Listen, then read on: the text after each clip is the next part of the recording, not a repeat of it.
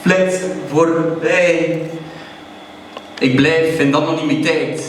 De enige hint van identiteit zijn de ogen en de kledij, maar wie zijn wij? We zijn het volledig kwijt.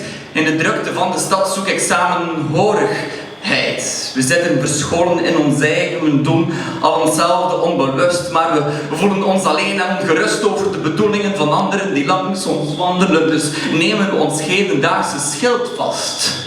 En tikken we de roodjes op de trilstand van onze gsm, doen we alsof iets interessants aan het doen zijn, maar we doen niks. Je vloekt stil dat de connectie niet goed is. Je vloekt stil dat de connectie niet goed is? Snap het.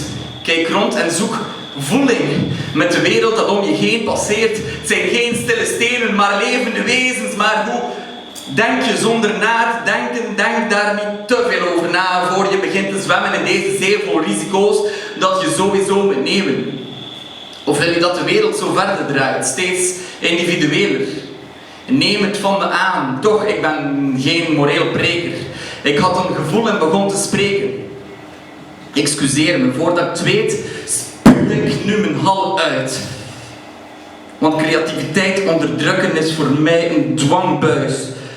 Mompelend improviseer ik mijn mening in de menigte, mijn woorden echo's in de straten, mijn omgeving verenigt zich. Want we worden terug wakker als een bokser na zijn knock-out. Auto's blijven dreunen en verstoren nu de hersenen. Ik zoek het licht op in de mensen, zo zie ik weer wat helderder. Maar waar zijn de bomen? Ik zie alleen spiegels en struikrovers. Het is mijn perspectief. Door mijn persoonlijke noodzaak aan vrienden naast de lief. Soms ben ik te sociaal voor deze vreemde kudde, waarmee ik de zweet deel zonder handen schudden. Elk zijn kant uit, mijn vleugels wapperen door mijn dwangbuis.